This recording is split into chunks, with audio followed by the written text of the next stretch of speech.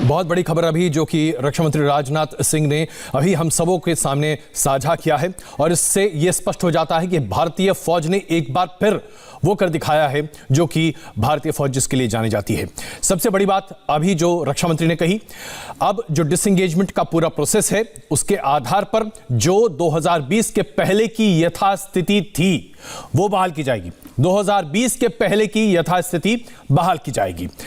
पोंगसोंग lake जो है, पैंगोंग सो lake के जो फिंगर एरिया है उस पर फिंगर 3 के पूर्व तक हमारा अधिकार होगा, जहां पर हम अपने परमानेंट बेस पर मौजूद होंगे और चीन की फौज फिंगर 8 जो कि वहां से तकरीबन 16 किलोमीटर की दूरी पर है, फिंगर 8 के पूर्व में यानी कि चीन के तरफ अपनी फौज को सीमित रखेगी। और बीच का जो एरिया है, जैसा कि हमारे संवाददाता अभी आपको बता भी रहे थे, बीच के एरिया को डीमिलिटराइज्ड जोन के तौर पर रखा जाएगा। यहां तक कि पैंगोंग लेक पर जो पेट्रोलिंग की जाती थी भारत और चीन के द्वारा, उस पर भी फिलहाल रोक रहेगी जब तक कि कूटनीतिक स्तर पर और रक्षा मंत्रालय के स्तर पर सभी बातों को सुलझा नहीं लिया जाता है। बहुत ही महत्वपूर्ण बात आज रक्षा मंत्री ने स्पष्ट तौर से राज्यसभा में रखी है और उन्होंने बताया कि 9 महीने के इस स्टैंड ऑफ के बाद कैसे भारत और चीन के बीच में अब एका बना है, जिसमें यथास्थिति बहाल करने के तरफ भारत ने सफलता हासिल की है। अब इसके साथ साथ जो मोडालिटी बताया गया है वो अपने आप में बड़ा महत्वपूर्ण है, क्योंकि सबसे पहले डिसएंगेजमेंट के हर फेज को फिजिकली यानी कि मौके पर जाकर वेरीफाई किया जाएगा और उसके साथ साथ जो एरियल सर्वे है जो ड्रोन और सैटेलाइट्स के जरिए किया जाता है उसके जरिए भी उसे लगातार निगरानी में रखा जाएगा, यानी कि अब चीन की फौज कोई हिमाकत नहीं कर सकती। इसके साथ साथ रक्षा मंत्री ने इस बात को लेकर भी स्पष्ट किया है कि जो डोमिनेटिंग हाइट्स खास करके दक्षिणी पैंगोंग लेक के पास जो हमने अपने अधिकार में लिया था, उस डोमिनेटिंग हाइट पर हम लगातार बने रहेंगे। यह बहुत ही महत्वपूर्ण बात अभी रक्षा मंत्री राजनाथ सिंह ने कही है। आइए आपको एक बार फिर दिखाते हैं रक्षा मंत्री राजनाथ सिंह ने क्या कहा।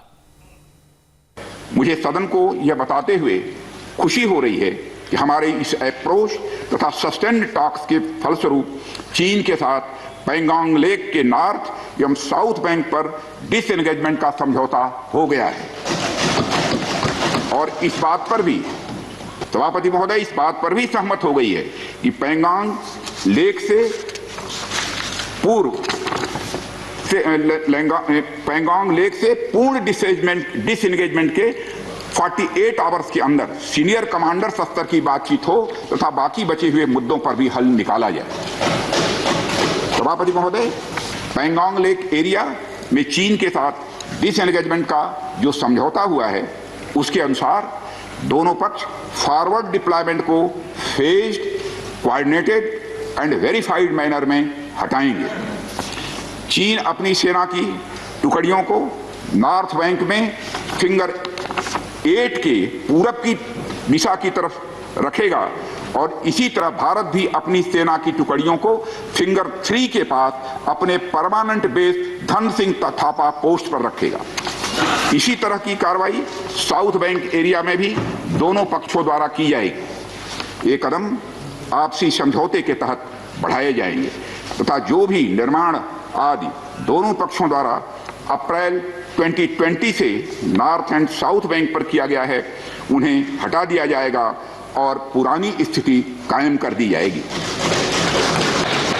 सभापति महोदय, यह भी तय हुआ है कि दोनों पक्ष नॉर्थ बैंक पर अपनी सेना की गतिविधियां, जिसमें परंपरागत स्थानों की पेट्रोलिंग भी सम्मिलित है, वो अस्थायी रूप से स्थगित रखेंगे।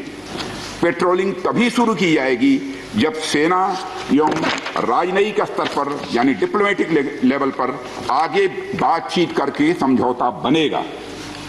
इस समझौते पर कार्रवाई कल से नॉर्थ एंड साउथ बैंक पर प्रारंभ हो गई है। यह उम्मीद है इसके द्वारा पिछले साल के गतिरोध से पहले जैसी स्थिति बहाल हो जाएगी। सभापति महोदय, मैं इस सदन को आश्वस्त करना चाहता हूं कि इस बातचीत में हमने कुछ भी खोया नहीं है। सभापति महोदय, सदन को यह भी जानकारी देना चाहता हूं अभी भी एलएसी पर डिप्लॉयमेंट तथा पेट्रोलिंग के बारे में कुछ आउटस्टैंडिंग इश्यूज बचे हुए हैं। इन पर हमारा ध्यान आगे की बातचीत में रहेगा। दोनों पक्ष इस बात पर सहमत हैं कि बाइलेटरल एग्रीमेंट्स तथा प्रोटोकॉल के तहत पूर्ण डिसएंगेजमेंट जल्द से जल्द कर लिया जाए। अब तक की बातचीत के बाद चीन भी देश की संप्रभुता की रक्षा के हमारे संकल्प से पूरी तरह और अच्छी तरह अवगत है।